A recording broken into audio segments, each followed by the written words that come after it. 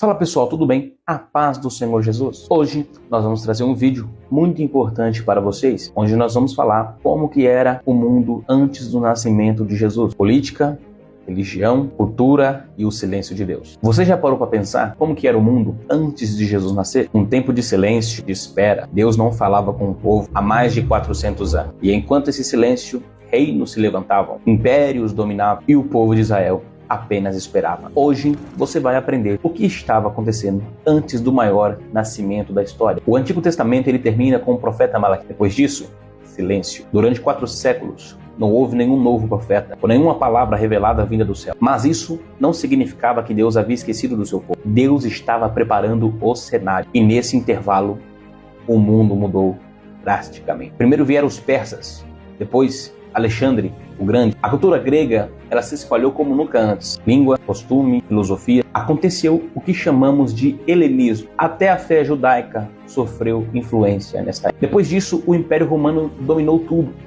inclusive a terra de Israel. Roma governava com força, impondo impostos, violência e medo. O Templo de Jerusalém ainda estava funcionando. Sacrifícios eram oferecidos, mas o coração do povo estava longe. A religião havia se dividido em alguns grupos esses que são os fariseus, que eram estudiosos e rigorosos com a lei, os saduceus, que eram ricos e aliados aos romanos, e os essênios, era um grupo que ficava isolado no deserto, esperando o Messias chegar. Cada um desses grupos esperava algo, mas nenhum deles estavam esperando ou estavam preparados para a simplicidade que viria de Nazaré. O povo judeu nessa época sofria sob domínio estrangeiro, pagavam muitos impostos, eram humilhados e viam seu templo sendo administrado por homens corruptos. Mas algo nesse povo permanecia vivo: a esperança do Messias, alguém que viria libertá-los, não apenas politicamente,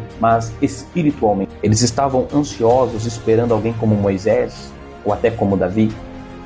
Mas o Messias ele viria para quebrar todas essas expectativas. O apóstolo Paulo, anos depois, escreveria o texto de Gálatas 4:4 que diz: vindo a plenitude dos tempos, Deus enviou o seu Filho. Mas por que este tempo era perfeito? Este tempo era perfeito justamente porque este era o cenário. A língua grega era falada em todo o império. As estradas romanas ligavam cidades distantes.